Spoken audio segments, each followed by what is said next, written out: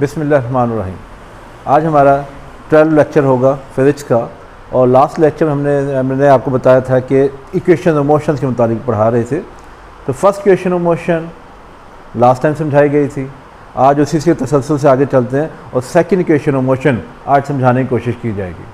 और पहले बताया था कि ये जो इक्वेशन ऑफ मोशंस हैं बहुत इंपॉर्टेंट है। सेकंड यूनिट में इससे न्यूमेरिकल रिलेट होंगे, वो भी बहुत ज़्यादा इंपॉर्टेंट होंगे।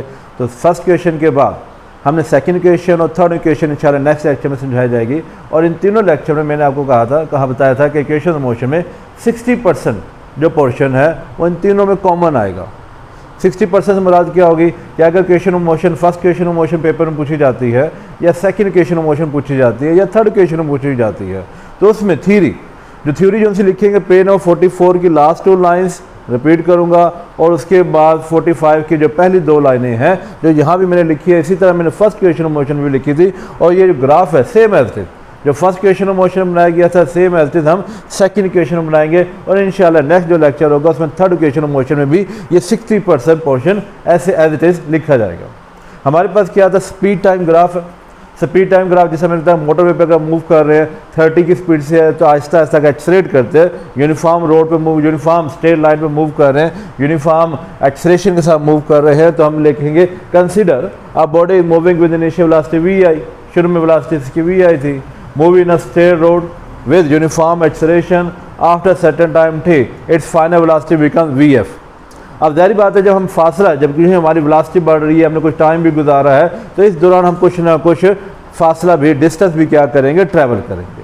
अब यही चीज़ जो हमने ग्राफ के मुताबिक बयान की सेम एज इट। ये मैंने ग्राफ फर्स्ट क्वेश्चन में बनाया था और यहाँ पे सेकंड क्वेश्चन में भी बनाया जा रहा है। इसमें along X axis Y axis है हमारे पास, वाई एक्सिस पे स्पीड ली गई है, एक्स एक्सिस पे हमारे पास क्या चीज़ आ जाता है, टाइम आ जाता है। किसी वक्त भी पॉइंट पे इनिशियल वेलोसिटी उसकी है, किसी भी बॉडी की गाड़ी है, कोई भी हमारे पास बॉडी मूव कर रही है जिसकी इनिशियल वेलोसिटी वी आई है at point A. Uniform acceleration से मूव करता है पॉइंट बी पे पहुंचता है, पॉइंट बी पर कुछ ना कुछ वेलोसिटी बन जाएगी वी एफ। अब ग्राफ के जरिए अगर बयान किया जाए तो मेरे पास डी से सी तक ये इनिशियल वेलोसिटी कहलाती है, डी से बी तक हमारे पास क्या कहलाती है, फाइनल वेलोसिटी कहलाती है। बेहतर होता है कि जो भी हमारे पास लेबल किया जाता है ना बुक के अंदर, जो भी यहाँ पे ओ लिखा है ए लिखा है वही हम है ना अपनी कॉपी पर करें, नोटबुक पे करें, पेपर में करें। जो भी यहाँ पे लेबलिंग की जाती है बुक के ऊपर, चाहे मैथ्स के अंदर थ्योरम्स है उसमें जो लेबल किया जा रहा है, फिजिक्स के अंदर जो न्यूमेरिकल के आंसर जो बनते हैं या जो हमारे ग्राफ बनते हैं जिस तरह ए बी सी लिखी गई है ऐसे लिख दिया जाए तो ज़्यादा बेहतर है। क्योंकि जो चेकर हमारे जो उनसे उन्होंने वही चीज़ चेक कर रहे होते हैं।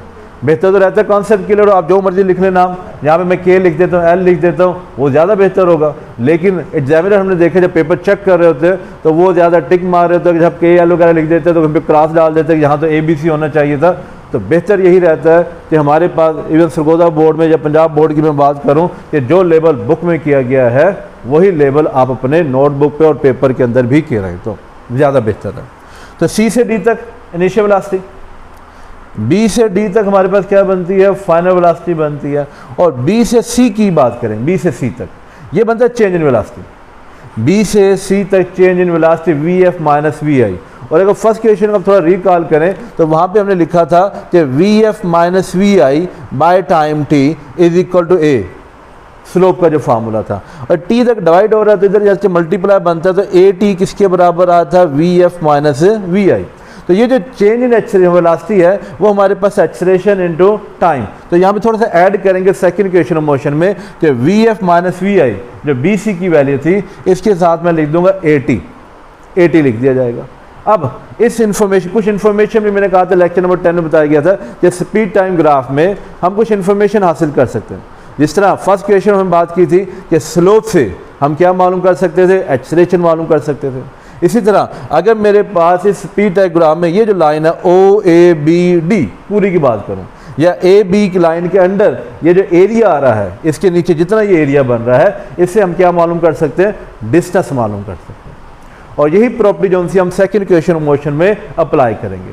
तो इसके नीचे पहले तो हमने ये लाइनें लिखनी है 60% फर्स्ट सेकंड हो, फर्स्ट इक्वेशन हो, सेकंड इक्वेशन हो, ये तमाम लाइनें लिखी जाएंगी, साथ ग्राफ बनाया जाएगा। इसके बॉटम पर फिर हम क्या लिखेंगे, in speed time graph the area under the line O A B C D gives distance travel by the body. कितना डिस्टेंस ट्रैवल किया वो हम आसानी से क्या कर सकते हैं, मालूम कर सकते हैं। और इसके लिए इक्वेशन बनेगी और उस इक्वेशन को क्या बोला जाएगा, सेकंड इक्वेशन ऑफ मोशन। तो यहाँ पे बॉटम पे लिखा जाएगा, तो बॉटम पे थोड़ी स्पेस कम होने की वजह से मैं थोड़ा क्या करता हूँ, इसके साइड पे लिखूंगा, लेकिन आप लोगों ने जब इसमें कॉपी पे नोट करेंगे तो आपने किधर लिखना है, इसके बॉटम पर लिखना है, नीचे लिखना है। और वो क्या लिखा जाएगा हमारे पास है, the distance in speed time graph की बात करें, the distance travel by the body जो सी बात करेंगे under the line O A B C, O A B D, area under the line A B C D, जो A B line है, simple A B line भी कहा जा सकता है, कंप्लीट भी बोला जा सकता है। The area under the line हमारे पास डिस्टेंस कहलाएगा, the area under the line O A B D, complete figure की बात कर रहा हूं, O A B D gives, क्या गिव्स देता है हमें, distance travel by the body, travel by the body, जो भी बॉडी मूव कर रहा है। अब और से देखा जाए इसके अंदर ये जो मेरे पास एरिया आ रहा है, इसको आप नोट करेंगे तो ये मेरे पास ए बी सी की ये जो हिस्सा है ये एक ट्रायंगल शेप बनी नजर आ रही है, और इससे नीचे वाला जो सा हमारे पास है ओ ए सी डी, अगर आप इसे गौर से देखें तो ये मेरे पास एक रेक्टेंगुलर शेप नजर आ रही है, एक रेक्टेंगल शेप बनती है और एक क्या बनती है मेरे पास, ट्रायंगल बनती है। अब एरिया ऑफ ट्रायंगल भी आपके जहन में होना चाहिए, एरिया ऑफ ट्रायंगल का फार्मूला क्या होता है, और एरिया ऑफ रेक्टेंगल का फार्मूला भी आपके जहन में होना चाहिए। अगर मेरे पास कोई रेक्टेंगल है तो इसके एरिया का फार्मूला आपने पढ़ा होगा, length multiply by breath, length into breadth लिख दिया जाता है। और अगर मेरे पास कोई राइट एंगल ट्रायंगल है उसके अगर एरिया की बात करूं तो वो किसके इक्वल होता है, half multiply by base multiply by height, ये एरिया ऑफ ट्रायंगल का फार्मूला है। तो area of rectangle formula length into breadth, and area of triangle का फार्मूला बात करूं 1/2 half base multiply by height का नाम दिया जाता है। यहाँ पे भी हम यही अप्लाई करेंगे कि ये मेरे पास जो ट्रायंगल बन रही है और ये मेरे पास क्या बन रहा है, रेक्टेंगल बन रहा है, तो टोटल डिस्टेंस जो सा होगा हमारे पास वो क्या लिखेंगे, s is equal to area of rectangle. अब रेक्टेंगल मेरे पास कौन सी है, O A C D, O A C D plus area of triangle,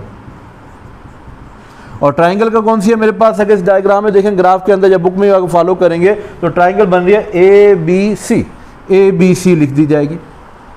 अब गौर से देखिए हमारे पास जो रेक्टेंगल बन रहा है इसमें लेंथ किससे रिप्रेजेंट की गई है, ओ डी से, और विड्थ की बात की जाए तो ओ ए भी लिख सकता हूं मैं या डी सी भी लिख सकता हूं, इनमें से जो मर्जी लिख दिया जाए।